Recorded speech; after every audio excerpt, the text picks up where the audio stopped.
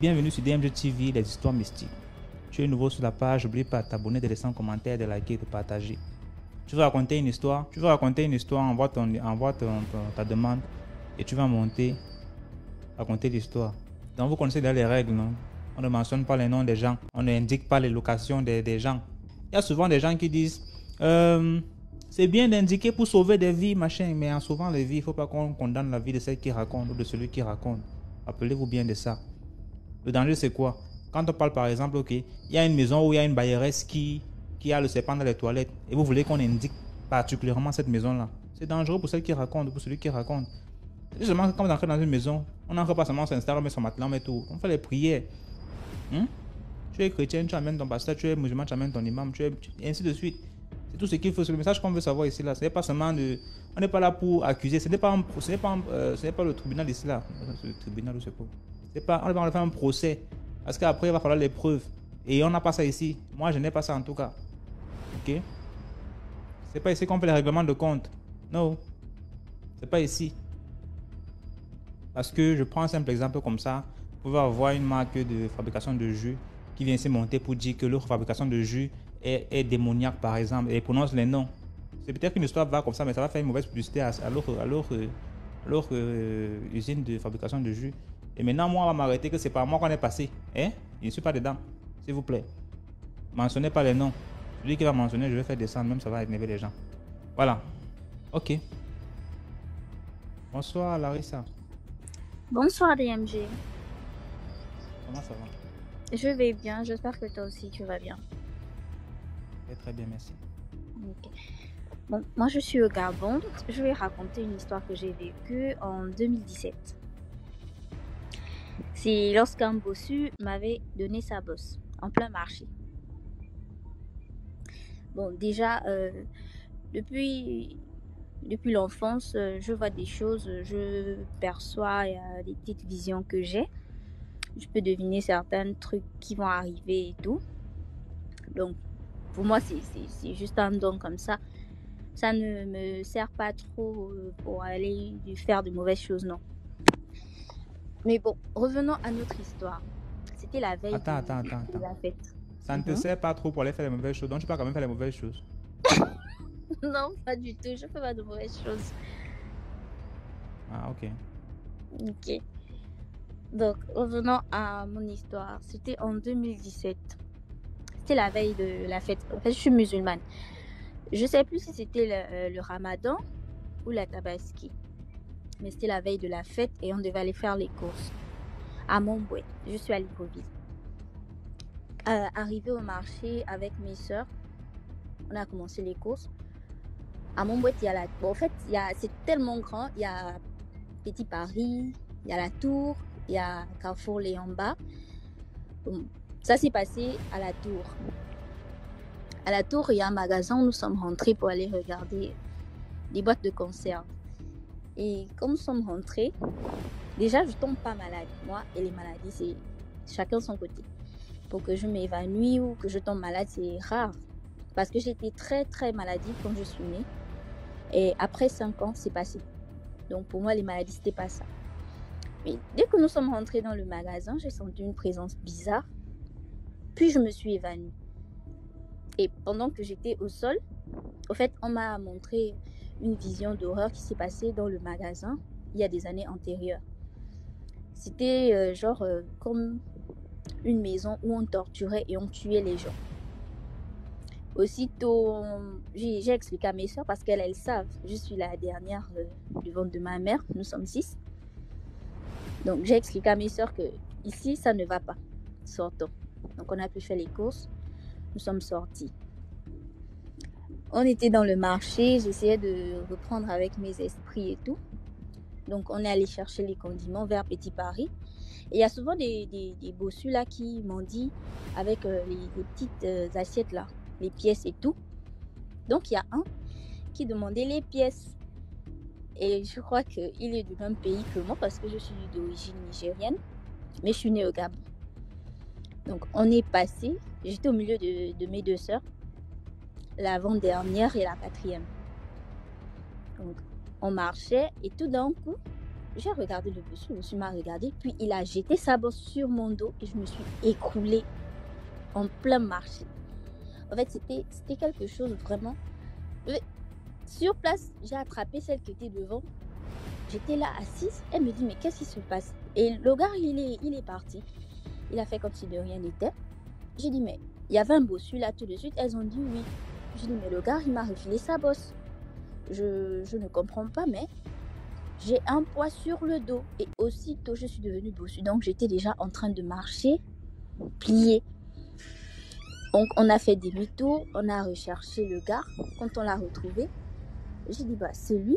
Et aussitôt, elle m'a dit, mais non, comment tu vas faire pour remettre sa bosse? Je lui ai dit, on va repasser tout simplement devant lui. Et je lui ai rebalancé sa bosse sur son dos. Et je lui ai dit de ne plus jamais essayer de faire ce genre de choses. Et nous sommes passés. Arrivé devant le gars, je lui ai tout simplement rendu sa bosse. On n'a même plus fait les courses. On est rentré à la maison aussitôt. En fait, c'est une histoire courte, mais dans cette histoire, c'est pour dire que déjà, dans le marché, il y a tout le monde, toutes sortes de personnes. Il y a des esprits, il y a des djinns, il y a des personnes normaux. Donc, quand on part faire des courses, il faut à chaque fois faire des prières. Nous, il y a des sourates qu'on nous apprend quand on part au marché, quand on sort de la maison. Et franchement, je n'avais pas fait ces sourates-là. Je n'avais pas récité quand je suis allée au marché. Je pense que c'est ce qui a fait en sorte que je puisse être touchée, non seulement dans le magasin, mais aussi par ce bossu-là. Parce que vraiment, le marché avec ses mystères, c'est quelque chose d'inexplicable. Dans cette histoire, la morale, c'est de prier à chaque fois qu'on va au marché. Et surtout, nous, les veilles de fête, il n'y a pas que nous qui fêtons. Il y a aussi les esprits qui fêtent.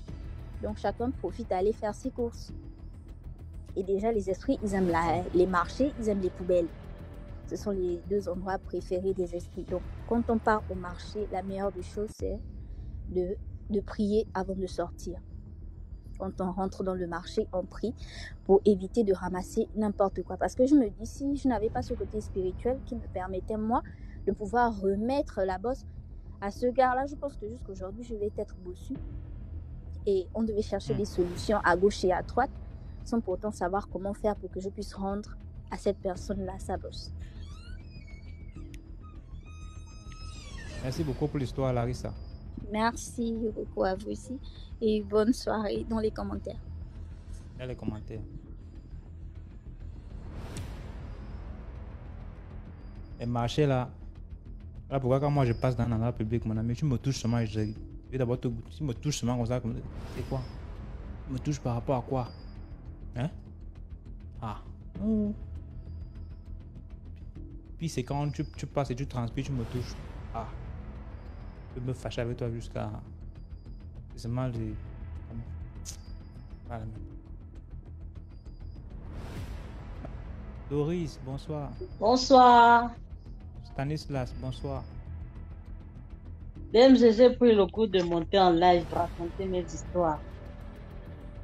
C'est cool. Alors, je viens pour une petite histoire. L'intérêt de prier dans les maisons que l'on prend en location ou qu'on achète. Alors, pour la petite histoire, dès que j'ai eu mon bac dans les années 2010, mon père, j'avais jugé utile de me rapprocher de l'université puisque notre maison familiale était quand même assez loin de l'université. Donc, on n'est pas arrivé tard. J'ai décidé de me rapprocher de l'université. Et mon père avait justement une collègue, une femme, qui avait construit dans les environs de notre université. Je ne dirais pas laquelle. Donc, il est allé, il m'a trouvé une chambre. Autant que je m'installe et tout, j'avais bien conscience qu'il fallait nécessairement prier lorsqu'on prend une maison en location et tout. Donc, j'étais en train d'aménager, j'installais les dernières choses et tout. Et j'ai eu envie de m'assoupir. Mais avant de m'assoupir, j'ai commencé à prier, sanctifier la maison. Voilà. Donc, je me suis endormie. Et bizarrement, je suis dans mon sommeil. Je rêve qu'il y a 3 petites filles qui sont venues dans la maison et qui me disent Tata nous a envoyé venir rester dormir avec toi. J'ai dit non, mon père a pris cette chambre uniquement pour moi. Je ne veux pas partager ma chambre avec quelqu'un. Et puis de toute façon, j'ai envie d'être libre. Je n'ai pas envie d'avoir des responsabilités. Vous ne pouvez pas venir rester avec moi. Moi, je ne suis pas. Voilà, voilà, voilà. Elles sont sorties de la chambre. Bon. Quand je me suis réveillée, j'ai. Ah, mais c'était quel rêve? Mais j'avoue que l'image des trois petites filles était quand même un peu restée dans ma tête. Donc, je signale que je m'installais comme ça en début d'année scolaire. Donc, peut-être 2 ou 3 semaines plus tard, les petits-enfants de la maman qui m'avaient loué la chambre sont arrivés. Et bizarrement, dès que j'ai vu les trois petites, l'image du rêve, je n'avais jamais vu les petites auparavant. Mais c'est exactement les trois petites filles que j'avais vues dans mon rêve. Distinctement, c'était ces trois petites filles-là. C'était les petites filles de la maman là. Elles sont venues. J'ai dit que, mais ça, c'est qui? On m'a dit, c'est les petits-enfants de la maman là. Ah, ça m'a semblé tellement bizarre. J'ai dit que, mais je les ai déjà vus dans mon rêve en fait. Et j'ai compris que c'était vraiment important que ce jour-là, je puisse sanctifier la maison et que je refuse depuis dans le rêve, de cohabiter avec les gens parce que c'est quand même bizarre de ne pas connaître des personnes que tu vois très distinctement dans ton rêve. Et voilà quoi. Donc c'est vraiment important de toujours sanctifier les maisons, quelle que soit la religion, quel que soit ce à quoi on croit, de toujours mettre soumettre les lieux dans lesquels nous sommes à l'autorité qui nous dirige, qui nous guide, quoi. Donc, c'était ça ma petite histoire pour aujourd'hui. Merci beaucoup pour l'histoire, Stanislas. De rien. Bonsoir, DMG. Merci. Bonsoir, comment ça va? Oui, ça va. J'ai 2 histoires à raconter ce soir-là. Enfin, j'ai 2 histoires en première partie. La première, je pourrais intituler Les mauvaises maisons. Et la deuxième, c'est... Comment on appelle ça? La grande gueule. Enfin, pas la grande gueule. Être têtu. Quand un homme de Dieu te parle, quand tu es têtu, tu payes les conséquences parfois. Donc, la première, la mauvaise maison, c'est mon histoire à moi. Comme je t'ai dit, moi, j'habite en France. Enfin, je suis en France. Donc, j'ai eu une maison. C'était en 2015. On m'a logé dans un HLM. Faut dire la vérité, j'aimais pas le quartier, mais comme j'attendais de passer de privé à l'HLM, j'ai été obligée de prendre. Donc, quand j'ai pris la maison, j'ai fait venir pendant le déménagement, déjà, j'ai eu à abîmer plein de choses, plein d'affaires. Et puis, une fois, je suis allée acheter une table, mais la table était tellement lourde, je n'avais personne pour m'aider à monter parce que c'était à l'étage, mais il n'y avait pas d'ascenseur. Je laisse la table en bas, une très belle table, hein, je laisse la table en bas. J'ai couvert ça avec une bonne couverture pour ne pas que les gens volent. Hein. Mais 2 heures après, je reviens, la table a été volée. Ça, c'était la première semaine où j'ai aménagé. Et donc, quand j'ai aménagé, je connaissais une femme, une servante de Dieu à Abidjan que j'ai appelée. Donc, elle m'a aidé à faire la bénédiction de la maison et tout. Maintenant, 2 semaines après, je fais un songe. Dans le songe, ça dit que le plafond de la maison, tout le plafond de la maison, c'est comme si on avait planté des cacas dans tous les plafonds de la maison. C'est comme si on avait planté du caca. Et c'est en 2015, donc je venais à peine de commencer à prier. Je me suis dit que c'est peut-être parce que la maison ne me plaît pas en tant que telle que je fais ce mauvais rêve-là. Mais je te jure que jusqu'en 2017, avant que je ne commence réellement les prières, là, c'était des perpétuels recommencements. Les choses se gâtaient. Je pouvais acheter un frigo, 3 mois après, ça se gâtait. Je pouvais acheter une machine, 3 mois après, ça se gâtait. Je n'étais pas de la France. Hein. Donc, jusqu'à ce qu'en 2017, je croise un homme de Dieu. Bon, malgré que les choses se gâtaient, je faisais quand même, chaque fois, je bénissais la maison. Et puis, j'ai croisé maintenant un homme de Dieu vraiment très, très, très réputé chez nous au pays. J'ai pris ces éléments, j'ai prié dans la maison. Là, je faisais maintenant des songes à chaque fois. Et puis, j'ai moi-même mon frère aussi qui est pasteur. Donc, quand je vais à Abidjan, je ramène l'huile d'onction, je prie dans la maison. Jusqu'en 2018, je commence à chercher à déménager. Et je m'étais décidée, j'ai commencé à déposer mes dossiers parce que je me disais que la maison avait un problème. Donc, je commence à déménager. Je suis allée déposer même un dossier dans différentes villes. Et c'est là ma soeur Blanche, comme je t'explique toujours l'histoire de Blanche, Blanche m'appelle et puis elle me dit, ah, à chaque fois quand tu dis que ta maison là n'est pas bonne, je ne prenais pas ça au sérieux. Mais quand tu me dis que tu allais déposer tes dossiers, je fais un songe dans lequel je vois des personnes, des femmes qui sont en Afrique, hein, en train de se lamenter. Ouah, elle veut nous échapper, oh, elle veut déménager, oh, elle veut nous échapper, oh. Donc vraiment, ma soeur, il faut essayer de déménager vraiment. J'ai dit, ok, mais ici, là aussi, pour avoir une maison, c'est pas évident. Donc une fois encore, je fais le ménage. J'ai fait un ménage de fond, mais l'histoire, c'était quoi? Je me retrouvais tout le temps en train de faire le ménage. Au moins 5 fois dans la journée, tu fais le ménage, mais c'est sale. Mais comme il y a les enfants, tu te dis, c'est les enfants qui ont sali. Mais c'était tellement tout le temps sale que ça devenait vraiment impossible à gérer. Donc un jour, je prends mon temps, je fais vraiment tout le ménage. Et j'étais en ligne avec ma soeur. Je lui dis, ah, je suis en train de faire le ménage à fond avec Blanche. Mais Blanche, elle a des visions. Et puis elle me dit, ah, je suis en train de voir que à peine tu finis de faire le ménage, on ramène les camions qui ramassent les ordures là. Chez nous, on appelle ça CITAF. Ici, bon, il y a la ville de Paris aussi qui a ça. Donc, dès que j'ai fini de faire le ménage, je lui ai dit j'ai fini et elle voit la vision.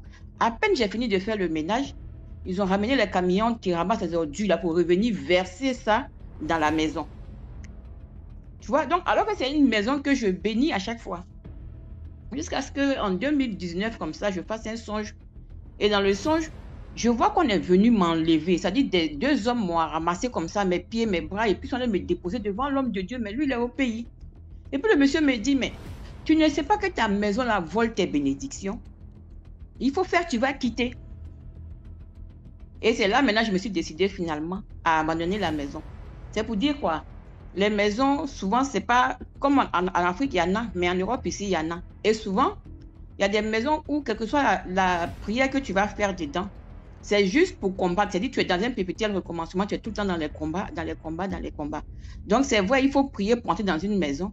Mais une fois que ça ne va pas, il faut aussi abandonner. Parce que souvent, il y a des combats dans lesquels Dieu ne veut même pas nous mettre. Il peut nous faire contourner. Et il faut franchement que souvent on écoute. Ça, c'est ma première histoire. Maintenant, la deuxième histoire, c'est un couple. Je vais prendre Jeannot et Jeanne. Ils sont mariés depuis longtemps et ils ont des enfants. Sauf que le monsieur Jeannot, lui, il a eu un enfant hors mariage. Et l'enfant, il vivait au village avec sa maman. Et quand il a eu l'âge de venir à l'école, d'ailleurs de fréquenter, Jeannot s'est entendu avec sa femme. Ils sont allés récupérer l'enfant pour venir le scolariser à Abidjan. Mais depuis que l'enfant est arrivé dans la maison, il y avait tellement de choses bizarres. Bon, eux, ils prient, hein, c'est des chrétiens, ils prient.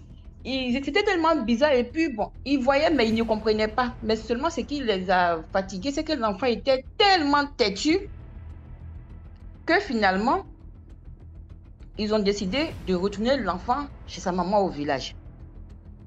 Et quand ils arrivent au village, la maman aussi, elle n'a pas les moyens. Elle voit que son fils a eu la chance d'aller en ville pour aller fréquenter. Mais le même comportement qu'il avait au village, tout le monde le détestait. À cause de ce même comportement, son propre père biologique l'a rejeté. Donc du coup, la maman, à un moment donné, elle a dit, bon, c'est que son fils doit avoir un problème. C'est là, elle se retrouve maintenant dans un camp de prière. Tu vois le lien que je t'ai envoyé là? C'est dans ce camp de prière, la vieille se retrouve avec son fils. Et arrivé là-bas, quand le pasteur dit à l'enfant, mais tu es un sorcier, l'enfant discute. Jamais, lui n'est pas sorcier. L'enfant a discuté, ça le monsieur lui a dit, tu sais, tu es trop petit pour moi. Je vais te laisser dans ton coin et puis on va régler ça une autre fois. L'enfant a fait 2 jours, 3 jours et puis il est venu finalement, il vient voir l'homme de Dieu, il dit, oui c'est vrai, je suis sorcier, j'ai tenté mais je pense que tu es le plus fort. Et l'enfant a commencé à faire des aveux et des aveux et des aveux. Et avant sa délivrance, il approche de l'homme de Dieu en dehors même de comment on appelle ça, la confession publique. Il va voir l'homme de Dieu et puis il dit à l'homme de Dieu, papa, la femme de mon père qui est à Abidjan, ma maman qui est à Abidjan là, je l'ai attachée, je l'ai tuée.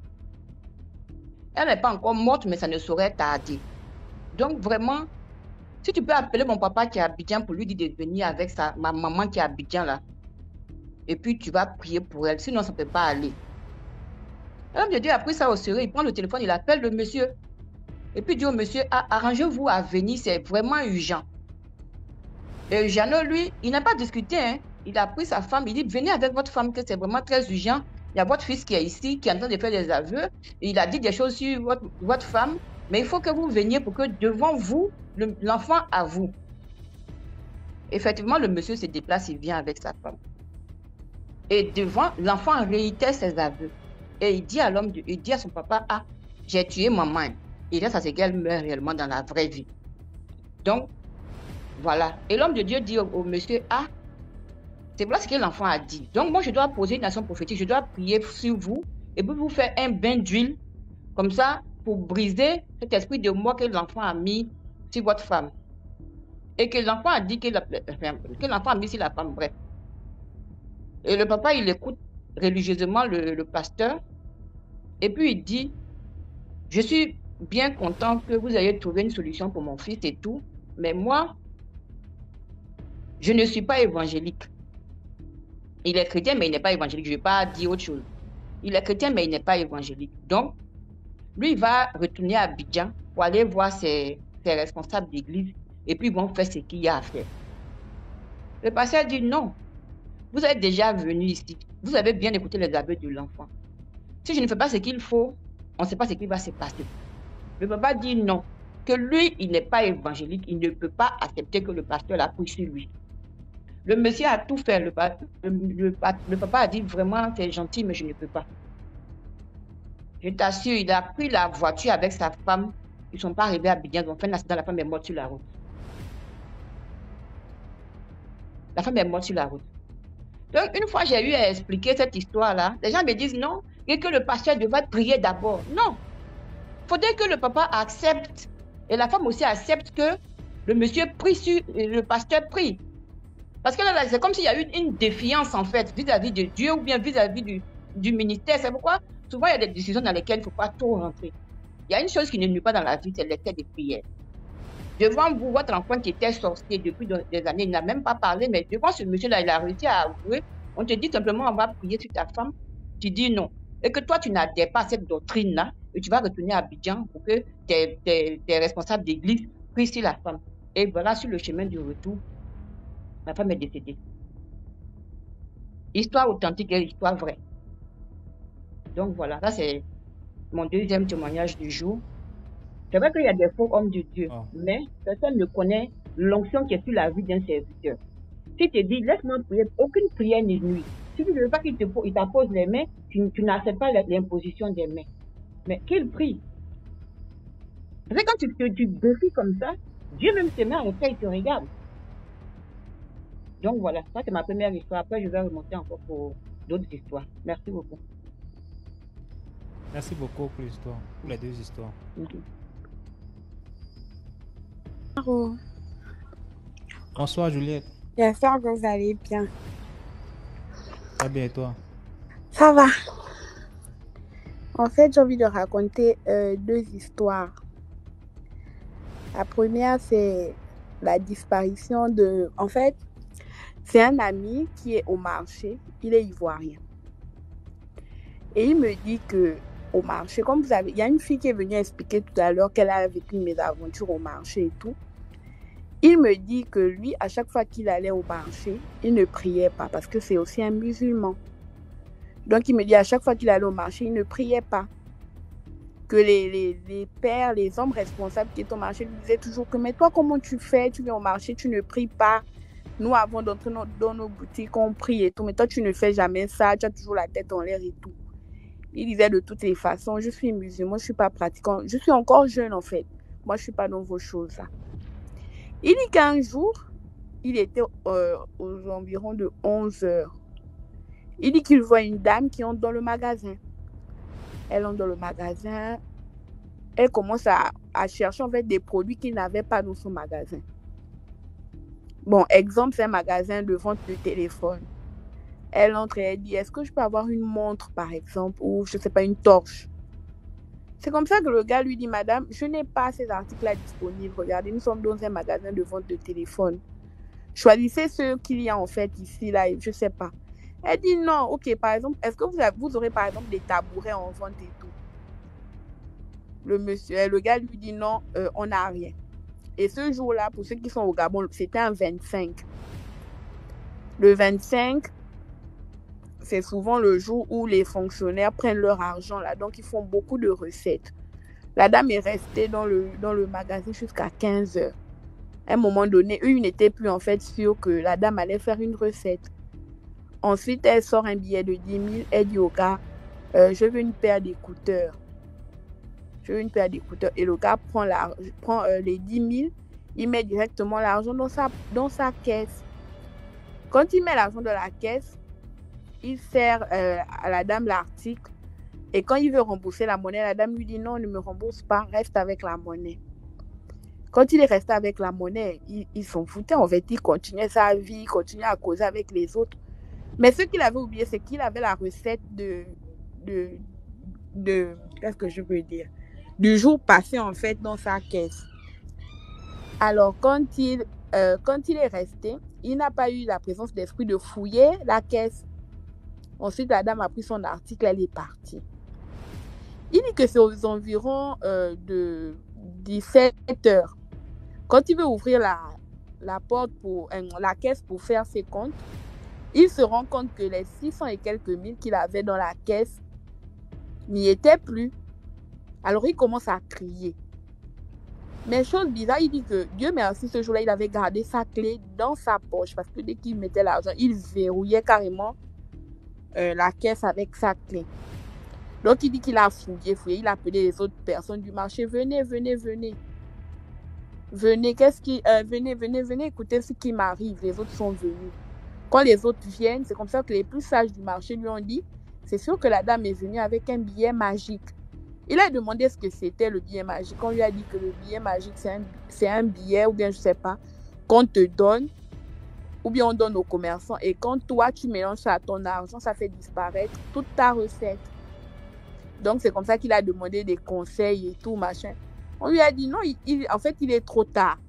Que s'il avait compris les conseils qu'on lui donnait, il y a des, je ne sais pas comment on appelle ça chez les musulmans, des versets bibliques, je ne sais pas comment on appelle ça chez les musulmans, qu'on récite tous les matins. Les sourates. Voilà, qu'on récite les matins, qui empêchent ce genre de choses. Donc, il me dit, malheureusement, bon, son argent est parti. Bon, il n'a pas été sage, comme il m'a dit. Et puis, depuis ce jour-là, en fait, il a appris qu'il y avait des choses comme ça qui se passaient. Sinon, avant, il ne savait pas. Donc, ça, c'est ma première histoire. Maintenant, je ne sais pas si je peux raconter la deuxième. D'accord, vas-y. Ok. En fait, quand l'histoire s'est passée, j'étais encore adolescente, j'étais vers les 17 ans. En fait, c'est la tante d'une amie qui est malheureusement décédée. C'est elle qui a vécu cette histoire-là. Alors, à cette époque-là, c'était le genre de personne pas très chanceuse dans la vie. Hein. Elle était ici à Libreville, elle avait 3 enfants de 3 pères différents. En fait, elle ne faisait vraiment rien de sa vie.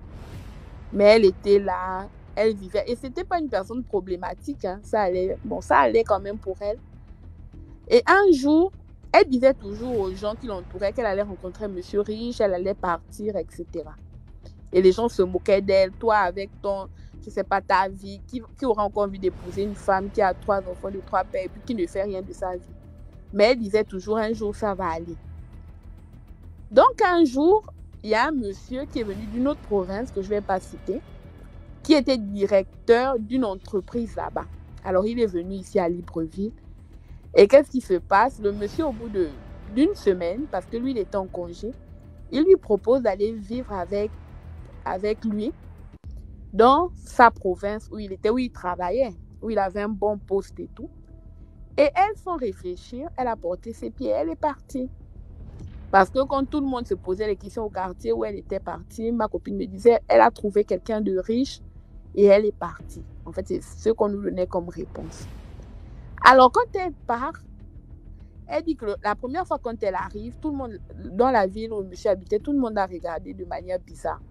Mais toi, tu es une jeune fille de la ville, mais qu'est-ce que tu cherches chez ce monsieur-là? C'est vrai qu'il a de l'argent et tout. Et malheureusement pour elle, elle avait interdiction formelle de parler avec les employés de maison. Les employés de maison étaient juste là pour faire le ménage, c'est-à-dire le sol, la vaisselle et tout. Mais ce qui concernait la chambre du monsieur, c'était qu'elle seule qui y avait accès. Maintenant, le monsieur cachait un grand secret. Le secret du monsieur, c'était qu'il faisait caca chaque nuit sur son lit. Et le matin, la tante de ma copine avait l'obligation tous les matins, avant que le jour se lève, de laver les draps et d'installer en fait, avant que tout le monde ne se lève. Donc, la première nuit, quand elle arrive, le monsieur lui dit, tu es une belle femme et tout, je vais te donner tout ce dont tu as besoin, mais tu vas devoir faire ce que je te dis. Parce que dans un couple, on doit avoir des secrets et ça, c'est mon secret. Elle se dit, ok, en fait, mais qu'est-ce qu'il y a de pire, en fait, pour elle? Elle vivait, elle n'avait rien et tout, et du jour au lendemain, comme ça, elle se retrouve dans une grande maison et tout. Au début, elle s'est dit qu'elle allait supporter. Mais tous les matins, quand elle se levait, je dis bien avant le lever du jour, hein, tu dois te réveiller rapidement. Tu dois laver les draps parce que les draps étaient remplis d'excréments. Et pas les petits excréments, là, des gros tas comme ça là sur le lit. Donc, elle se levait, elle lavait rapidement avant que les employés n'arrivent et tout et tout. Donc, un jour, elle a dit au monsieur qu'elle ne pouvait plus continuer parce qu'elle avait déjà appelé ici à Libreville, elle avait informé sa famille qu'elle ne pouvait, en fait, qu'elle ne se sentait pas bien, elle n'était pas en sécurité, tout qu'elle voulait rentrer. Sa mère lui a dit non de rester, que tu vas revenir ici, là, c'est grâce à toi qu'on mange et c'est grâce à toi même qu'on réussit même à envoyer tes enfants à l'école. Parce que je tiens à te rappeler que ici, là, tu ne faisais rien de ta vie et tout, mais malgré que, je sais pas, que tu nous dises que tu souffres là-bas, au moins ça va. Donc, c'est comme ça qu'elle est restée. Tous les matins, elle lavait. Et quand elle disait que quand le monsieur se levait, genre, c'est comme s'il avait passé sa nuit à courir, ou bien, je sais pas, il était toujours fatigué. Donc, c'est elle qui doit se lever très tôt le matin. Elle lave le monsieur rapidement, elle lave les draps, elle nettoie tout et elle met dehors. Donc, un jour, elle était tellement épuisée. Un jour, elle demande à la ménagère que, mais tous les jours, quand vous venez ici, vous faites le ménage et tout, et vous partez, vous ne m'adressez même pas la parole. C'est comme ça que la ménagère lui dit, non, madame, nous, on aimerait bien vous parler, mais on a une tradition de vous parler.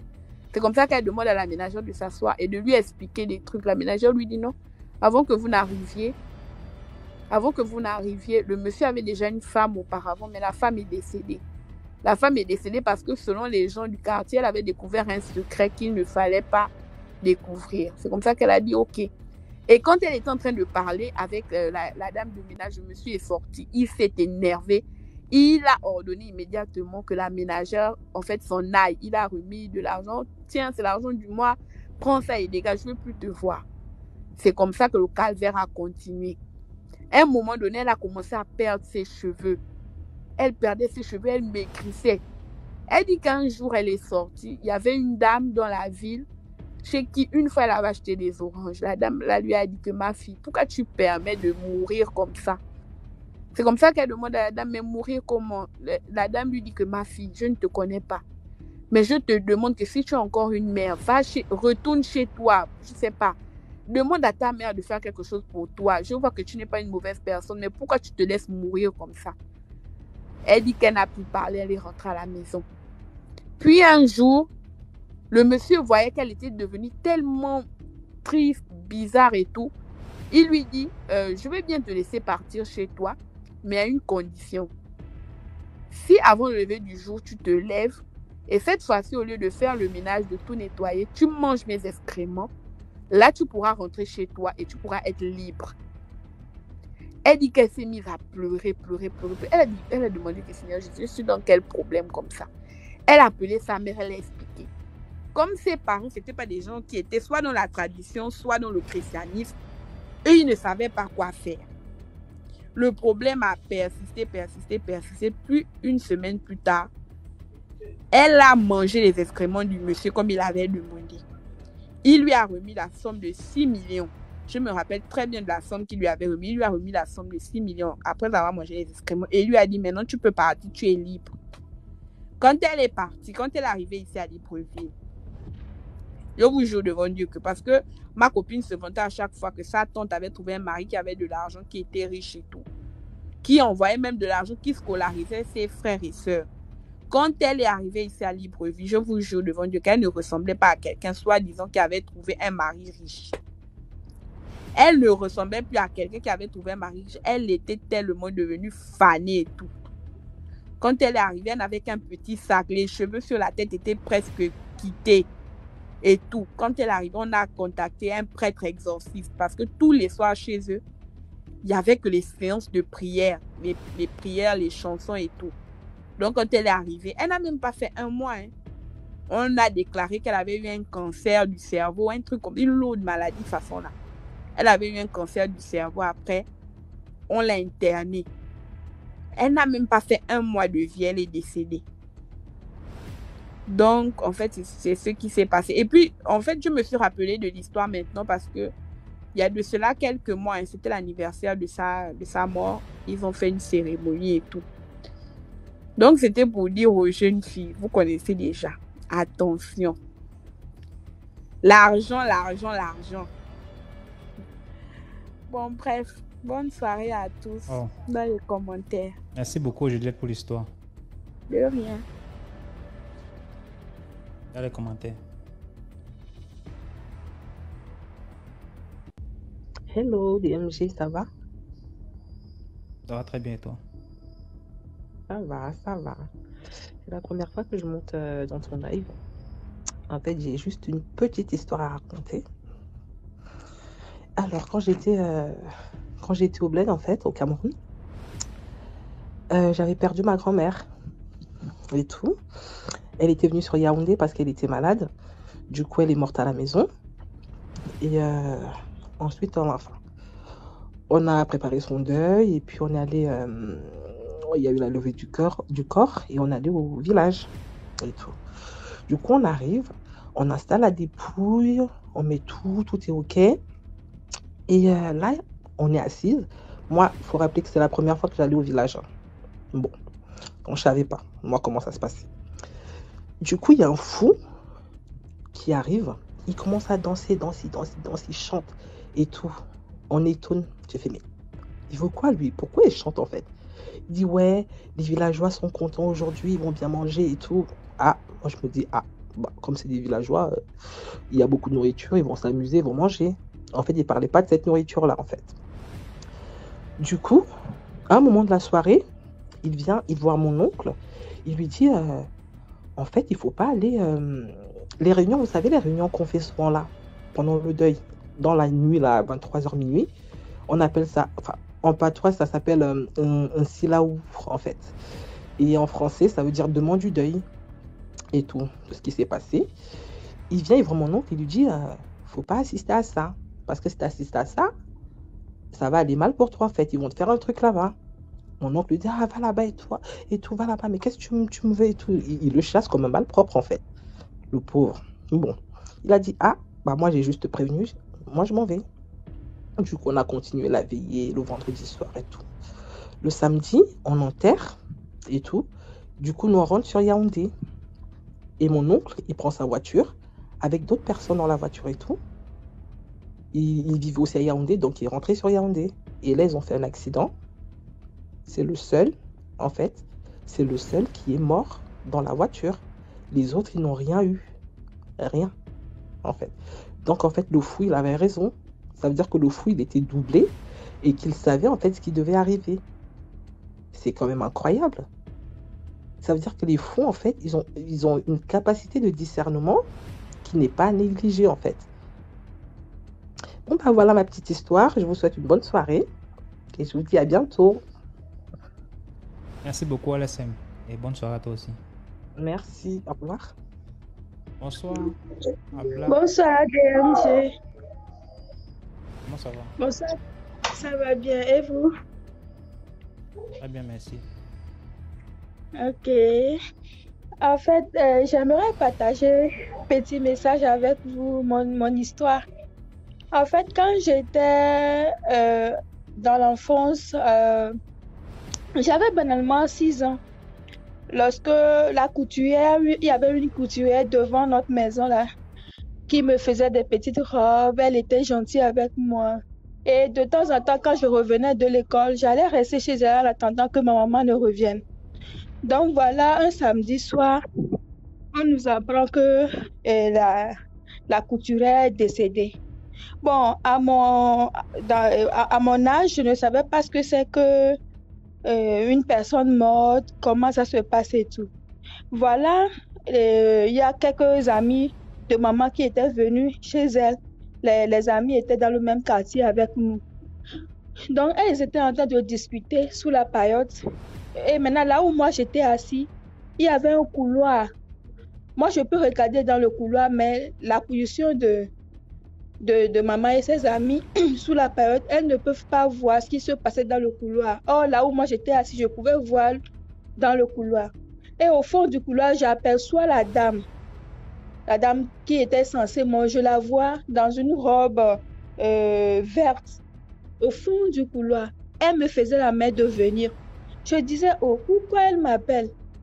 Donc, bon, en fait, moi, je ne savais pas ce que c'est qu'une personne morte et tout. Donc, j'avançais lentement vers elle. Donc, elle était à la distance entre elle et moi. Je m'arrêtais à une distance de 3 mètres comme ça. Et puis, elle me disait que voilà, elle m'indiquait une dame qui était dans le même quartier, que la dame devait lui rendre une somme de 20 000 francs. Donc, qu'elle va m'accompagner là-bas. Arrivé là-bas, j'irai prendre l'argent chez la dame pour ramener ça à sa maman qui est à la maison. Donc, je dis, ok, d'accord. Moi, j'étais là seulement, j'obéissais. Donc, on est parti. J'étais sortie de la maison. Maman ne savait pas la raison pour laquelle je sortais et tout. Donc, on est sorti, on a marché, puis on s'est arrêté devant la maison de la dame en question. Donc, elle m'a dit qu'elle allait quelque part, donc d'aller prendre l'argent et aller remettre ça à sa maman qui est à la maison. J'ai dit, ok, d'accord. Donc, je suis partie chez la dame chez qui je devais prendre l'argent. Donc, voilà, je lui transmets le message et c'est là, elle a commencé par crier, oh, que la dame, qu'effectivement, que elle lui doit une somme de 20 000 francs. Elle a commencé par raconter l'histoire qui s'est passée entre eux. Mais la dame est censée morte. Où est-ce que je l'ai vue? J'étais là, je le regardais, je regardais la dame chez qui on m'a envoyé. Je la regardais comme ça quoi. Et puis c'est là, elle a tenu ma main, m'a amené chez maman. Elle m'a dit que voilà, que c'est ce qui s'était passé. Maman a commencé par crier, où est-ce que j'ai vu fantôme? Que la personne est morte. Enfin, ils essaient de me faire comprendre. Et là, lentement, la dame a dit qu'elle ne veut pas de problème. Elle est repartie à la maison, puisque c'est comme si la dame ne voulait pas payer depuis. Donc voilà, elle est repartie à la maison, elle a pris la somme. On nous a accompagnés tous à la maison mortuaire. On a remis l'argent et tout. Et c'est là, j'ai un oncle qui est prêtre. Là, comme il a prié pour moi et tout. Voilà quoi. Donc voilà ma petite histoire que j'aimerais partager avec vous. Merci. Donc vous avez remis l'argent là-bas à la morgue, hein? Non, on était allé à la maison mortuaire, chez la maman de la défunte. Ok. Donc voilà. Merci beaucoup pour l'histoire. Non, merci à vous aussi, DMG. Bonne suite. Dans les commentaires. Payez vos dettes, vous êtes là, non. Payez vos dettes, non. Bien ça. Même moi, on va venir prendre nos agents. Même moi. Pas de mon côté. Bonsoir la famille.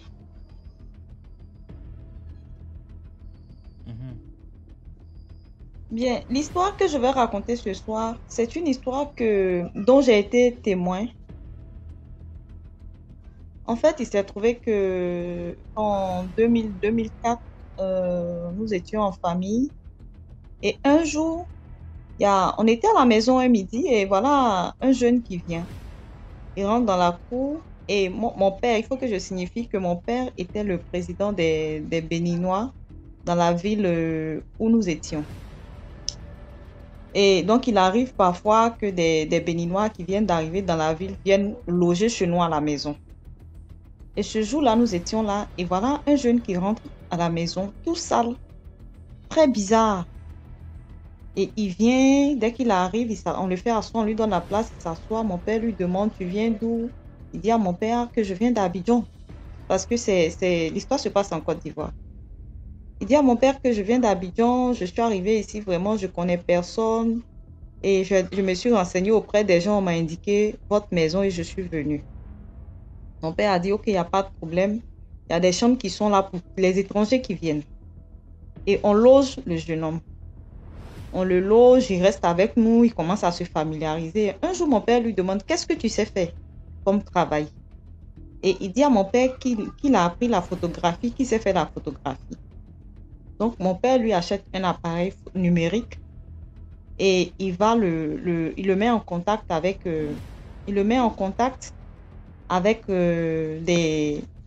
avec un studio de photo. Voilà. Et le monsieur qui commence à aller au travail et tout, il allait au travail et il venait manger chez nous. Et il est arrivé un moment, à un moment donné, il a demandé de prendre sa maison. Donc, mon père lui a donné de l'argent pour se prendre une maison, non loin de notre quartier. C'est ainsi qu'il a commencé à aller vivre chez lui. Il finissait le travail, il venait manger chez nous et puis il partait dormir chez lui à la maison. Et un soir, aux environs de 19h, il m'a demandé de l'accompagner. Ici, il y a des marchés de nuit. Il m'a demandé de l'accompagner dans un marché de nuit pour qu'il aille faire quelques achats. Donc, moi, je l'accompagne.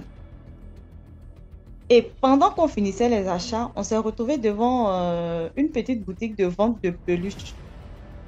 De vente de peluches, des choses de ce genre. Donc, on a remarqué un genre de peluche en extraterrestre. Donc, quand on a vu, c'est lui-même qui dit, ah, mais il me dit, regarde. Donc, moi, je regarde et puis je dis, ah, mais ça fait peur, mais c'est un peu bizarre, mais c'est pas mal. Hein. Lui aussi dit, oui, que c'est pas mal que je vais acheter.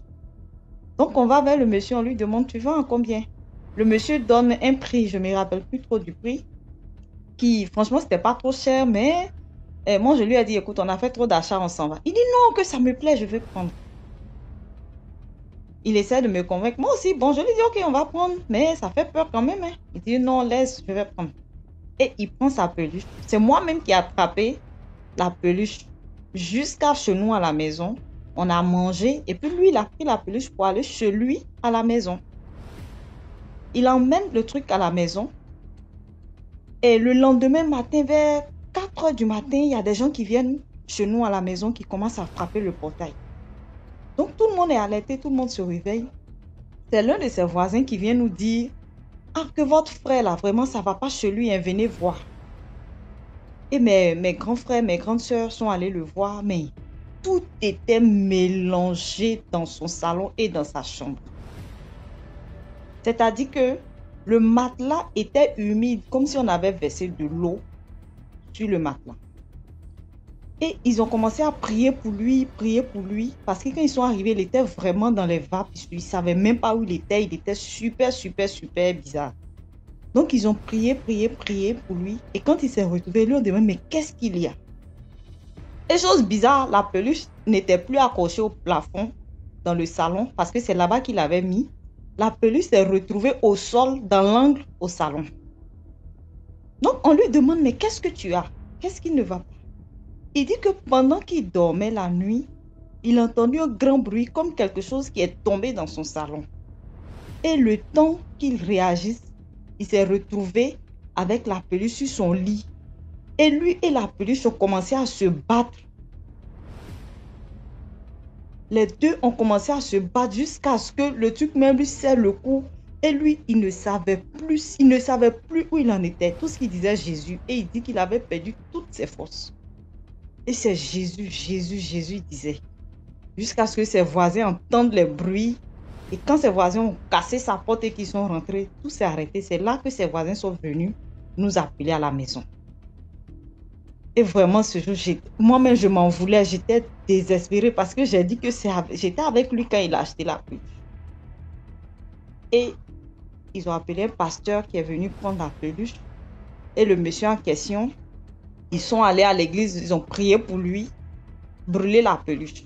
Mais ce qui est encore plus bizarre, c'est que après ce truc-là, le jeune homme, je ne sais pas, il était devenu très bizarre. Il restait dans son coin, il ne venait plus chez nous manger, même il n'avait plus de contact avec ses voisins. Et bizarrement, je dis bien bizarrement, je ne sais pas si je vais dire qu'il a disparu de la maison, mais aucun de ses voisins ne l'a vu déménager. Personne ne l'a vu. Jusqu'à aujourd'hui, je suis en train de vous parler. On n'a plus retrouvé ses traces. On ne sait plus où ce jeune homme est parti. Personne ne sait quoi que ce soit de lui jusqu'à aujourd'hui. Vraiment, c'est mon histoire qui est là et je ne sais pas. Je ne sais pas, franchement. Je ne sais pas. Dans les commentaires. Merci. Merci beaucoup, Brilova, pour l'histoire. De rien. Je profite aussi pour dire qu'il est très important de souvent d'avoir l'habitude de causer avec quelqu'un en particulier, d'être dans ton entourage, de sorte que si jamais tu disparais pendant plus de 2 jours, au moins celui-là sera inquiet ou bien celle-là va être inquiète parce que tu n'as pas l'habitude de faire ça. Je dis ça parce que ici à Buea, il y a une connaissance qui est mort dans sa maison. Et il a fait 3 jours dans la maison avant que ses voisins ne constatent qu'il est mort en fait. C'est l'odeur qui appelle à casser sa porte. C'est quelqu'un qui vivait, il quitte sa maison, il part dans son boulot, même au boulot il n'a pas trop, il est seulement, dès qu'il finit, il rentre. C'est 3 jours après qu'on a découvert qu'il était mort. Surtout quand tu vis dans un secteur où tu es seul. C'est très important. Toujours avoir quelqu'un à qui tu... Voilà. Maintenant, je suis en train de... C'est vrai, on va dire, oh, ça ne donne pas donner trop d'indices, machin, mais il y a des gens... C'est le feeling. Ça marche au feeling. Ça fonctionne au feeling, ce genre de choses-là. Il y a des gens à qui peuvent facilement t'ouvrir sans... Mais... C'est un peu ça. Il faut qu'on finisse vite avant minuit. Chacun peut attendre sa part d'argent. C'est vraiment le tout si.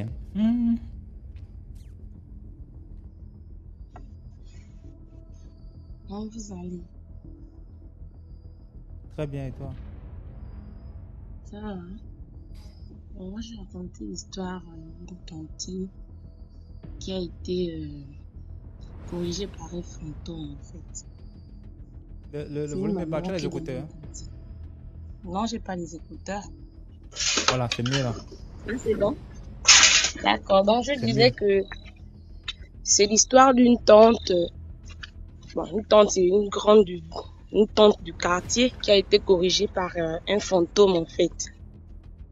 Donc, il y a eu une vingtaine d'années.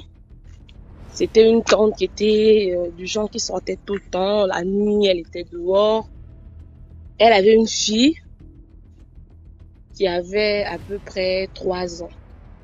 Sa petite fille avec elle vivait, elle louait une petite chambre, elle vivait qu'à 2. Sa fille, elle. Mais c'était une prostituée. Donc, la nuit, elle sortait, elle laissait sa fille seule dans la maison. Donc, la journée, elle est dans le quartier, elle dort toute la journée. Quand elle se réveille, elle fait à manger à sa fille. Dès qu'il est 21h, elle sort. Mais, elle droguait sa fille pour sortir. Donc, elle mettait un enfant des somnifères à sa fille pour qu'au moins elle passe toute sa soirée dehors et elle rentre que le matin, la petite fille dort. Ça, c'était son secret à elle, personne ne savait ce qu'elle faisait en fait. Donc, la nuit, quand elle est prête à sortir, elle donne la nourriture à son enfant, elle met les somnifères dans sa nourriture, l'enfant mange, l'enfant dort, elle ferme la porte à clé, elle sort, elle va dans ses choses, faire sa prostitution et elle rentre que le matin. Donc, c'était la vie qu'elle menait en fait dans le quartier. C'est comme ça qu'un jour, un vendredi soir, il y a le show, c'est la fin du mois. Donc, elle a ses bises qui l'ont appelée, non, on va l'appeler Carmela. Non, Carmela, tu es où et tout? Non, j'arrive et tout, il y a les bons bises ici, viens et tout. Donc, comme d'habitude, elle a fait à manger à sa fille. Elle a mis les somnifères dans la nourriture de l'enfant. Elle a fermé la porte, elle s'est habillée bien, elle est sortie. Mais de chez elle à la route principale, il y avait quand même une route non goudronnée et c'était dans l'obscurité. Donc, au moins, on va dire 500 mètres avant d'arriver à la route principale. Donc, elle explique que elle a commencé à marcher pour arriver à la route principale. C'est comme ça qu'en marchant, elle voit un monsieur qui est tout seul dans l'obscurité, qui commence à dire c'est comme ça que elle s'étonne que papa là il est debout, il crée c'est pour dire quoi. Elle commence à insulter le gars. Elle dit au gars imbécile, c'est quoi? C'est toi qui me nourris, pourquoi tu es en train de faire là? Laisse-moi tranquille, on ne se connaît pas. Elle continue de marcher. Papa est debout, il ne parle pas. Tout ce qu'il fait, c'est qu'il crie hum. C'est tout ce que le monsieur a dit. Elle a continué à marcher en l'insultant. Tu te prends pour qui? Pourquoi tu te mêles de mes choses? C'est quoi? Parce qu'elle était vraiment habillée de façon vraiment vulgaire, en fait. Une petite jupe, un petit haut, avec des talons, en fait. Donc, le monsieur faisait crier dans l'obscurité. Elle n'a pas vu le visage du monsieur. Elle voyait juste le monsieur dans l'obscurité, en fait, qui faisait C'est ça que elle a continué à marcher. Elle est arrivée à la route principale. C'est pour ça qu'elle a patienté le taxi pour aller dans ses choses. Elle est restée debout à attendre le taxi. C'était dans les 22h, 23h. Quand elle arrive, elle voit un taxi qui arrive. Elle arrête le taxi. Elle monte à l'avant avec le taximan. Il roule. Elle dit au taximan, non, je vais à tel endroit. Le taximan ne répond même pas. Le taxi démarre seulement. C'est pour ça que pendant que le taxi est en train de rouler, elle sent que le taxi ne bouge pas. C'est-à-dire le taximan ne bouge pas. Il est braqué sur le volant comme ça. Elle se dit, mais elle fait pas attention, elle continue à parler, à raconter des histoires au gars, non, comment tu vas et tout. Et à soirée, ça va, le taximan ne répond pas, en fait. Le taximan, il ne bouge pas. En fait, il est assis, il tient juste au volant, il ne bouge pas. Il est juste concentré sur la route. C'est qu'ils arrivent dans l'endroit où elle arrivait, non loin de là. Elle remarque quand elle tend, elle met les yeux, les pieds du gars. Elle constate que le gars n'a pas de pieds. C'est ça que elle a crié Jésus. C'est-à-dire que les gens qui étaient là où il y avait le snack ont vu les phares de la voiture arriver. Donc, ils voient une voiture qui sentait d'arriver, ils voient les phares, mais tout d'un coup, ils voient qu'il n'y a plus de voiture en fait. C'est seulement quelqu'un qui tombe comme si on avait balancé quelqu'un du ciel jusqu'au sol. Boum! Ils sentent que la voiture qui était là, et où les gens accourent, ils la trouvent, elle allongée, elle ne bouge plus. C'est ça qu'on l'attrape et tout, on essaie de la secouer. On l'amène à l'hôpital. Rien. C'est ça qu'ils ont fait venir un homme de Dieu pour essayer de voir ce qui se passe. L'homme de Dieu est arrivé, elle s'est confessée, elle a dit, non, elle a expliqué un peu sa histoire. L'homme de Dieu l'a expliqué qu'en fait, ce sont les gens du quartier qui ont voulu, on va dire quoi, lui donner une leçon en fait. C'est que c'est quelqu'un qui avait observé un peu ce qu'elle faisait et qui a voulu en fait lui donner une leçon. Par rapport à ce que ça veut déjà être que sa fille, c'est pas normal, une fille de 3 ans, et elle sortait tous les soirs. Quelqu'un aurait pu venir faire l'enfant du mal derrière en fait. On ne sait jamais. Donc elle est restée traumatisée de cette histoire en fait. Aujourd'hui, c'est une dame qui vont marcher de chez nous. Moi, je suis gabonaise. Elles vont marcher dans ma ville. Ça fait des années qu'elle a arrêté cette vie-là. Elle s'est vraiment concentrée, elle est devenue chrétienne. Aujourd'hui, elle ne s'est pas mariée, elle n'a pas eu de mari, mais sa fille est devenue une grande femme aujourd'hui. Elle a eu le bac et tout. Mais elle est restée traumatisée. Et elle dit toujours que pour elle, c'est Dieu qui lui a donné un signe, en fait, de changer de vie par rapport à ce qu'elle faisait. Donc, c'était un peu ça l'histoire que j'avais à partager, que faisons attention, protégeons nos enfants. Parce que même quand on est dans un quartier, tout le monde nous voit, en fait. Ce qu'on fait, les gens voient encore que pour elle, ça a été quelque chose de positif. Mais ça aurait pu être quelqu'un qui aurait pu vouloir faire du mal à son enfant, ou bien faire du mal à elle-même, en fait. Il n'y a que Dieu qui a pu bien faire les choses. Donc, c'était ça mon histoire d'IMJ. Merci beaucoup pour l'histoire. De rien, bonne soirée. Allô? Bonsoir. Bonsoir, DMG. Vraiment, il y a longtemps, je vous suis sur YouTube, là. J'ai dit aujourd'hui, là, faut que je parte sur ton live pour conter mon histoire. Je connais plusieurs histoires que j'ai vécues. Donc, il fallait que je vienne dans le live parce que je ne veux même pas parler sans audio. Vous m'entendez? Sinon, moi, c'est sur YouTube. Oui, je te suis. bien. Voilà, c'est sur YouTube. Je vais expliquer une histoire, mais c'est deux histoires jumelées parce que c'est la première qui a engendré la deuxième. Donc, il faut que je commence par la première. Je suis ivoirienne. L'histoire s'est passée en Côte d'Ivoire. Dans les années 97-98, il y avait un maquis au plateau. C'est le maquis des Stars qui est à côté de la radio même, à la Sorbonne. Donc, j'avais une vieille mère qui gérait le maquis. Chaque soir, on partait s'asseoir là.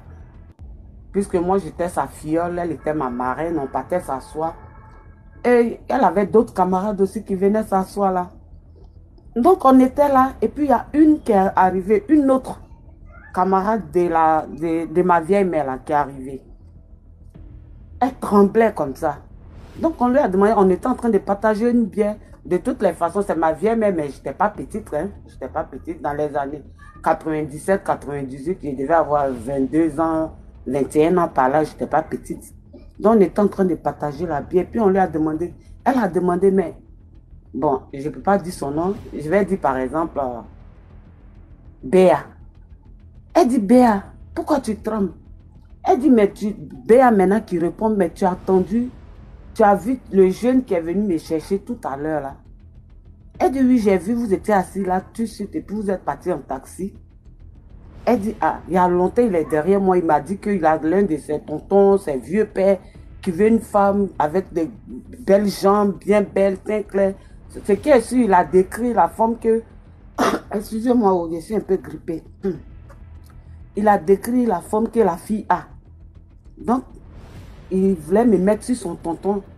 Depuis, il est derrière moi. C'est pourquoi aujourd'hui, je lui ai dit, bon, allons-y, on va voir ton tonton là. Donc, ils ont pris le taxi, ils sont allés chez le tonton en question. Arrivé là-bas, une grande maison, ils étaient assis. Et la fille, elle a commencé à avoir la nausée. Elle a commencé à cracher. D'abord, elle s'est levée, elle allait dans les toilettes. Elle allait cracher. Elle est revenue s'asseoir au salon. Lui, on servi à boire. Elle avait la salive dans la bouche. Le monsieur lui demande, mais pourquoi tu as la salive dans la bouche? Elle dit, j'ai la nausée que je suis enceinte. Tout de suite, le monsieur appelle maintenant son petit qui allait chercher la fille là. Pour dire, viens ici. Est-ce que je t'ai dit de m'envoyer une femme enceinte? Je t'ai dit de m'envoyer une femme enceinte? Pourquoi tu t'en vas prendre une femme enceinte? Prends-la et puis fais-la retourner. Donc, quand elle est venue, elle a expliqué ça comme ça. C'est comme ça, il y avait une tante guinéenne qui était assise avec nous, que je connais très bien. Elle, son papa, son oncle est diplomate en Côte d'Ivoire. Elle est quittée en Guinée pour venir exercer en Côte d'Ivoire, un diplomate. Donc nous tous en parlant, dit, toi aussi tu connais personne, tu connais pas la personne, et puis tu t'en vas avec lui comme ça. Il te dit qu'il va te brancher, tu sais même pas c'est qui, tu le suis. Elle dit, mais comme le jeune même là, il y a longtemps, il cause avec moi, il parle avec moi. C'est pour ça que je l'ai suivi. Sinon, bon, on ne sait jamais aussi où la chance peut quitter. On a dit, ah, mais tu as eu la chance que la salive... Bon, elle dit, je ne sais même pas, mais quand je suis arrivée chez lui, comme ça, j'ai eu la nausée.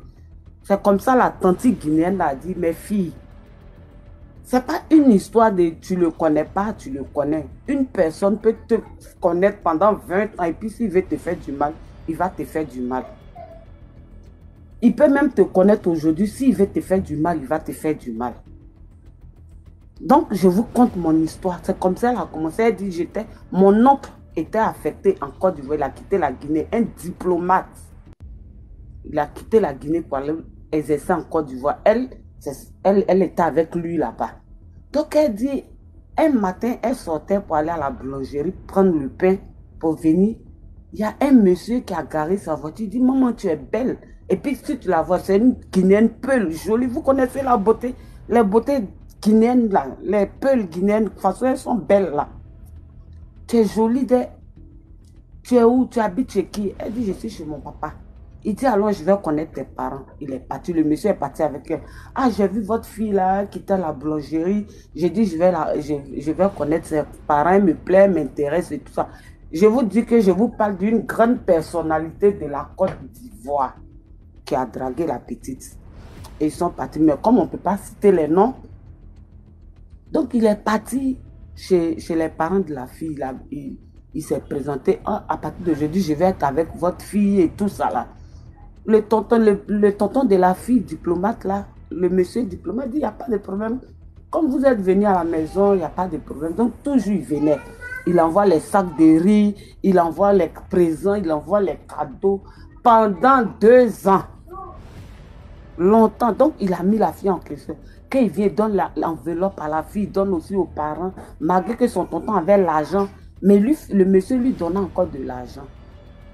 Il a dit à la fille que, ah, comme tu n'as jamais connu chez moi, je viens toujours chez vous ici. Aujourd'hui, là, tu vas aller connaître la maison. Il a demandé la permission à l'oncle de la fille. Elle va aller connaître la maison aujourd'hui et puis bon, je vais venir la redéposer. Son tonton dit, ok, bonne nuit, good night. Ok, go sleep.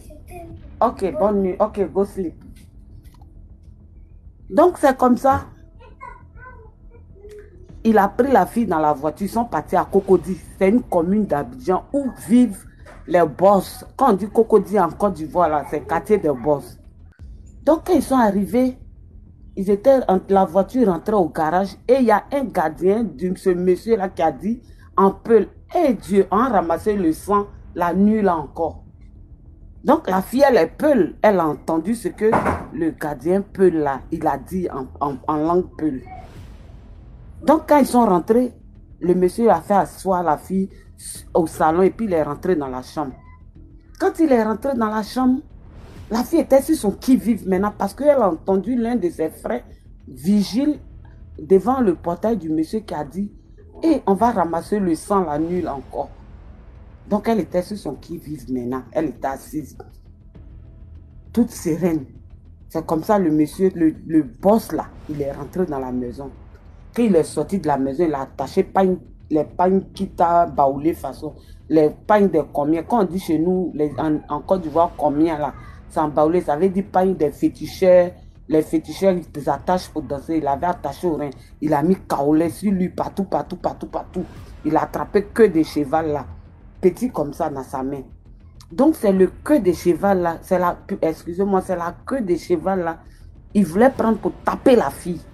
Pour la neutraliser. Donc il veut la toucher avec la queue. Elle fait le tour du salon. Puisque quand elle a entendu, on va ramasser le sang encore la nuit, elle a commencé à visionner dans la maison au cas où elle peut passer pour sortir. Elle avait repéré une fenêtre qui était ouverte. Donc elle a commencé à tourner autour des fauteuils. Le monsieur l'a poursuivi dans le salon là. Elle dit, elle ne sait pas comment elle s'est arrangée. Elle a sauté par la fenêtre. Quand elle a sauté par la fenêtre, le monsieur, lui, il est sorti directement pour aller dire au gardien, poursuivez, rattrapez-la. En temps, elle a commencé à courir parce qu'elle maîtrisait le quartier. C'est vers la Pizam là. La Pizam, c'est une grande clinique de la Côte d'Ivoire qui est renommée, qui est située dans le quartier des Boss. Elle dit, c'est vers là-bas. Elle a commencé à courir. C'est une piste comme ça. Donc, il y a un monsieur, un autre vigile qui est sorti de la maison où lui suivait. Et puis, il a dit, viens. Elle dit, elle avait peur. Il dit, j'ai dit, viens. Donc, elle est venue. Quand elle est venue, il dit, il faut rentrer, cache-toi. Que chaque jour, c'est comme ça, on poursuit les filles ici. Il faut te cacher. Donc, il a caché la fille. Les gardiens, là, leur patron les a dit, non, qu'elle l'a rattrapée. Elle dit, elle entendait. Et Dieu, on fait comment la nuit là? Elle est rentrée où? Elle est passée où? On fait comment? Et Seigneur, on fait comment pour la rattraper? Ils ont commencé à la chercher. Elle dit, où elle est cachée là? On dirait, il n'a qu'à avoir un trou, elle va rentrer dans la terre. Elle n'avait pas confiance aussi au gardien aussi qui l'a cachée là. C'est dans ça là, juste ils l'ont cherché. Elle dit, ils sont partis. Ils se sont retournés. Quand ils se sont retournés là, ils sont revenus encore demander au vigile qui a caché la fille là. Que tu n'as pas vu une fille courir passer ici? Le gardien l'a dit. Oui, je l'ai vue, elle a couru, elle a continué là-bas. Mais je ne sais pas pourquoi elle courait. Elle est partie. Donc ils sont partis jusqu'à... Elle est partie jusqu'à... Ils sont partis, ils sont au goudron là-bas, ils ne l'ont pas vu, ils se sont retournés. Et puis ils sont partis. Elle dit, le monsieur, là, le vigile qui l'a caché là, l'a gardé jusqu'au petit matin. Vers les 5h30 là, lui-même, il a pris un taxi. Il est parti chercher le taxi. Il est venu garer le taxi là. Et puis il a mis la fille dedans. Il dit, couche-toi dans le taxi. Et puis le taxi l'a déposé à la maison. Quand le taxi l'a déposé à la maison, elle s'en va. Elle explique ça à son oncle qui est diplomate là. Son oncle, que voilà ce qui m'est arrivé. Son oncle appelle le monsieur. Le monsieur qui lui dit, si tu ne fermes pas ta bouche sur cette affaire-là, tu seras radié de partout toute ta vie. Ok. Tu seras radié toute ta vie. Dans tous les pays où tu vas passer là, ton travail sera gâté. Donc tu fermes ta bouche là-dessus. Elle dit, mes filles, c'est comme ça, mon oncle là. Il n'a pas parlé d'affaires là. Le monsieur là, on n'a plus eu de ses nouvelles, mais il vit, on le voit à la télé, il est là, on ne peut pas parler. Donc voilà comment il a échappé pour dire que c'est pas au premier vue d'œil, à la première rencontre que quelqu'un peut te faire du mal. C'est à Dieu, ok. C'est à Dieu seulement on peut se confier. C'est comme ça la femme là, elle a expliqué son histoire. Nous tous on était assis, on dit tu dis quoi pendant 2 ans. Il vient à la maison chez vous, il mange là, il fait tout. Le jour où tu allais connaître chez lui là, c'était pour te tuer. Donc Yako. Donc c'était l'histoire que je voulais expliquer. Maintenant il y a une autre histoire. Si tu veux que je continue, je peux continuer. On va prendre d'abord une autre histoire avant de revenir sur toi. D'accord. Donc on a tout à l'heure. Merci et puis partagez la vidéo. Vraiment c'est une bonne initiative. Merci, partagez, commentez, likez. Voilà. Ok. Bonsoir DMG. Bonsoir. Bonsoir. Voilà. Bon, j'ai tellement d'histoires, mais il y a une qui vient de... C'est celle-là que j'avais prévu raconter mercredi et puis il n'y a pas eu de live. C'est l'histoire du monsieur que le chat matait. En fait, c'était un monsieur très riche et qui dit richesse, dit une vie dissolue. Le monsieur, il a eu plusieurs femmes qui ne sont pas restées et il a rencontré une jeune dame qui est à côté de lui. Cette dame-là, cette jeune dame-là, il ne l'a pas épousée. Mais elle vivait avec lui et le monsieur avait des maîtresses, dehors. Jusqu'à ce qu'il tombe malade, gravement malade.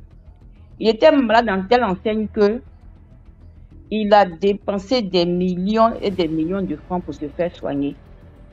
Il a même finalement dû vendre ses véhicules. Il avait plein de voitures. Il était réellement à l'article de la mort, c'est-à-dire il était devenu chétif.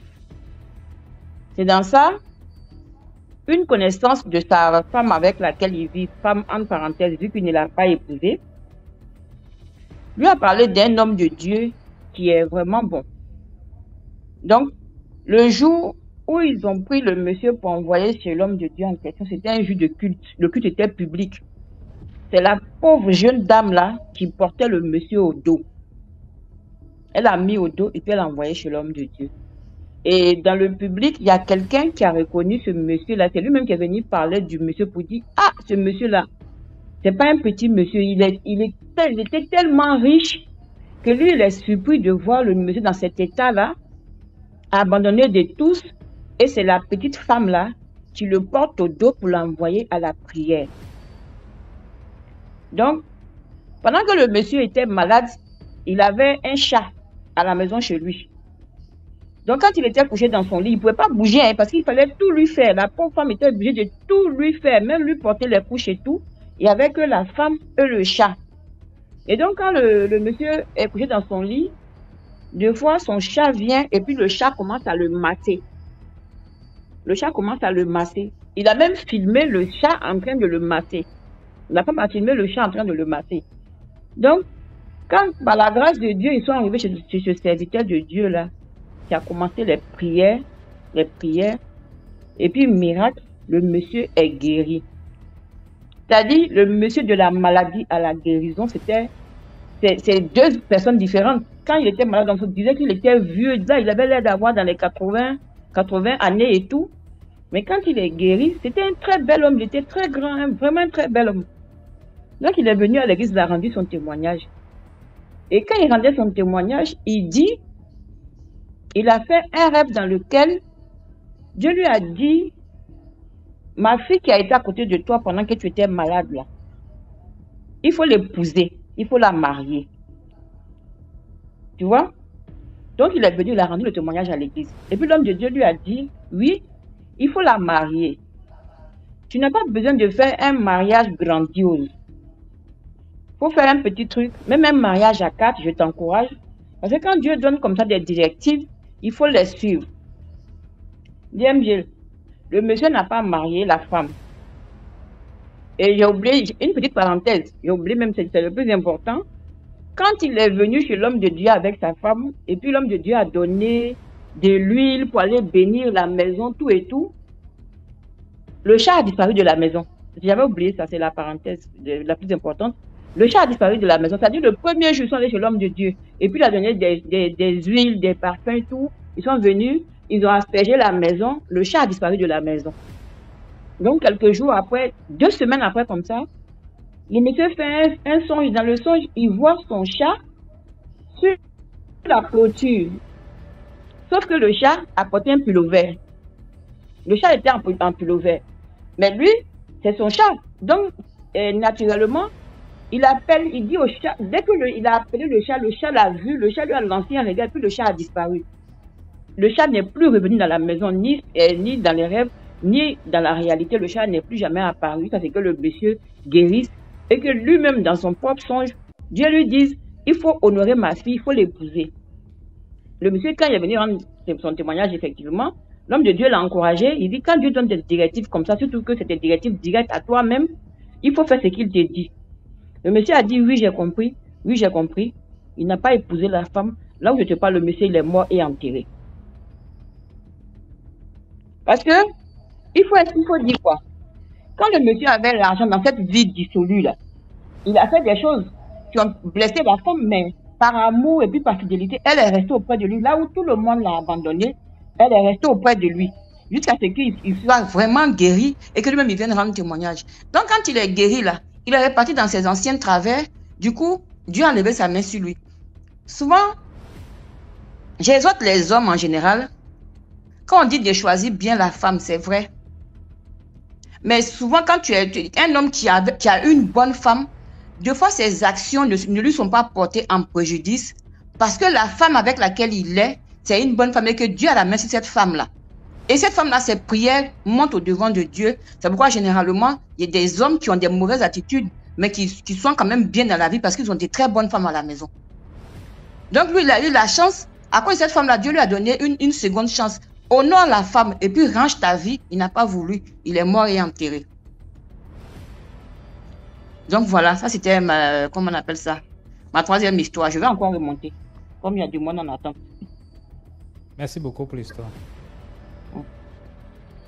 Donc voilà. En soi, nous sommes allés vivre chez une tante. Et entre-temps, elle devait voyager pour aller au bled. Donc, une de ses amies est donc venue vivre à la maison et tout. Et elle nous avait annoncé que l'amie allait venir à la maison. Donc, c'est l'amie du bled. Donc, entre-temps, on a fait connaissance. Et la dame, elle avait ses vêtements dans le seau. Bah, tout normalement. Elle a lavé, elle a séché. Bah, après ça, une semaine après, elle est repartie. Je ne veux pas trop rentrer dans les détails, elle est repartie. Et moi, entre-temps, nous sommes restés à la maison, nous n'étions que 2. Et après, il y a une certaine sorte de mouche à la maison qui ne faisait que sortir. Et les mouches et les asticots sortaient aux endroits où elle avait séché les vêtements. Bon, je n'avais pas compris. Déjà au premier coup, je n'avais pas compris d'où est-ce que ça sortait. On ne savait pas. Je me suis dit peut-être on avait laissé un truc, la poubelle ou bien le repas. Donc le premier jour, donc on m'a fait retour. J'ai dit peut-être le repas ou la nourriture. 2 jours après encore, la même chose. C'est en fouillant après que je me suis rendu compte en fait qu'il y avait les asticots aux endroits nets où les vêtements avaient été séchés. Parce qu'ici on ne sèche pas les vêtements comme au Cameroun dehors, non. Si tu n'as pas de terrasse, tu es obligé de sécher peut-être sur le radiateur pour faire avec le moyen de bord. Donc, il y avait les asticots uniquement là. Et ça faisait qu'il y avait les mouches toute la fenêtre de la maison. C'était pas les mouches simples. Bon, c'est-à-dire les mouches simples comme on voit d'habitude là. C'est des mouches un peu blanchâtres. Donc, elles ont ces ailes un peu blanchâtres là, comme s'il y avait quelque chose qui était mort. Genre, quand un rat mort, tu sais que non, il y a un rat mort. C'était un peu après ça. Donc, je ne sais pas trop si c'était à cause de ça ou pas, mais juste qu'il faut faire attention à qui on accueille chez soi.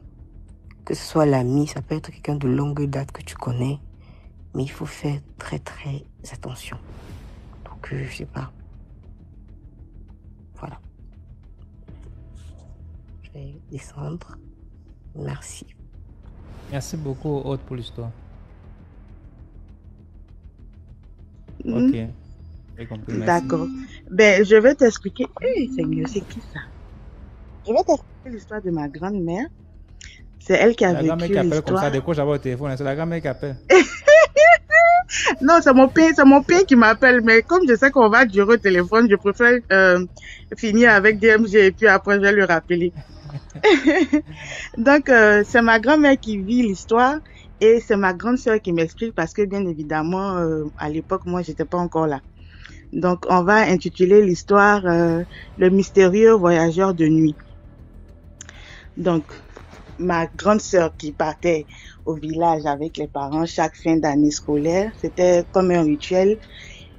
Et pendant les vacances, elle a constaté que la grand-mère, chaque soir avant de partir se coucher, elle dresse la table avec de la nourriture, comme si elle attendait quelqu'un qui allait venir manger. Et ma sœur a remarqué qu'elle le faisait tous les soirs. Et un jour, elle lui a demandé, mais pourquoi est-ce que la nuit, quand on part se coucher, tu mets la table comme si quelqu'un va venir manger? Elle dit, laisse tomber, un jour je vais t'expliquer. Et donc, ça a attiré l'attention de ma sœur. Donc, chaque soir, elle suivait la grand-mère de près comme ça et c'était le même rituel. Donc, la grand-mère qui lui dit, je vois que tu es vraiment curieuse. Tu veux vraiment savoir pourquoi est-ce que je le fais? Elle dit oui. Je veux savoir parce que ça m'intrigue en fait. Elle dit bon. Il y a un jour, je partais me coucher tard la nuit aussi comme ça et on tape à ma porte. C'est dans les villages. À cette époque-là, il n'y avait pas le courant partout.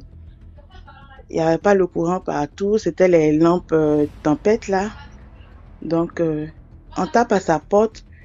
Elle a peur, mais elle va quand même ouvrir la porte. Et elle découvre un vieux monsieur. Elle lui demande, oui, qu'est-ce que vous voulez? Il lui dit qu'il a faim, c'est un voyageur. Et il se trouve qu'il est arrivé dans le village et il a faim, il veut manger. Donc, la grand-mère dit, bon d'accord, asseyez-vous. Elle rentre dans sa cuisine, elle trouve quelque chose et elle vient lui donner. Le monsieur, il mange. Il finit de manger, il lui dit merci. Et avant de partir, il lui dit, tu as une de tes filles qui est malade. Elle est choquée, comment est-ce qu'il sait ça? Elle lui dit oui, que j'ai ma fille qui est malade. Il dit bon, ok, je reviens. Donc la nuit là, il est rentré dans la brousse. Il est allé récupérer des feuilles. Il est venu lui donner. Et il a dit à ma grand-mère, il faut mettre ça au feu. Je vais attendre que ça puisse cuire. Donc la grand-mère fait bouillir les feuilles. Elle renverse dans le seau et il dit à ma grand-mère, donne à ta fille. Dis-lui de partir se laver. Quel que soit ce qu'elle va voir dans la douche quand elle va partir se laver, faudrait pas qu'elle panique. Qu'elle finisse de prendre sa douche et puis je reviens. Vous allez me dire qu'est-ce qu'il en est. Donc ma tante va se laver et dès qu'elle finit de prendre sa douche, elle est rétablie. Alors qu'elle a été gravement malade, ils ont fait le tour de tous les guérisseurs de la région. Ils n'ont pas eu de solution. Mais dès que elle a fini de prendre son bain, tel que le monsieur l'a dit, la tata est guérie. Et quand elle est sortie de la douche, elles ont attendu indéfiniment que le monsieur y revienne pour qu'on lui fasse le point de ce qui s'est passé. Le monsieur a disparu, il n'est plus revenu. Et ça s'est passé comme ça à 2 reprises. Et depuis lors, elle a gardé comme, je vais dire rituel, si on peut le dire ainsi, de toujours avoir à manger dans sa maison. On ne sait jamais. Quelle que soit la personne qui va venir, il faut qu'elle ait de quoi à donner à manger à la maison. Et donc, ma grande sœur nous en a parlé et c'est devenu un peu comme aussi notre rituel. On se débrouille pour qu'il y ait quand même de quoi manger. On ne sait jamais pour qui passe par là et trouve à manger. Donc voilà. C'était ma petite histoire. Mes deux tantes ont eu... Vous habitez où? Moi? J'habite en Côte d'Ivoire. Tu veux passer manger? J'avais toujours mangé, c'est bien de passer par chez vous là-bas. Hein, Ben oui, Dame, je viens, on va manger à Tchéké, on va manger djungbré de Scott à Monchique là. Tu as vu le dernier djungbré, non? On va manger le djungbré, on va manger, voilà quoi. On va manger tout ce que tu veux, y a pas de souci. Dès que ton Côte d'Ivoire, tu le fais ici. Merci beaucoup pour l'histoire. Mais ouais, bye bye. Je vais peut-être remonter après pour t'expliquer une autre histoire.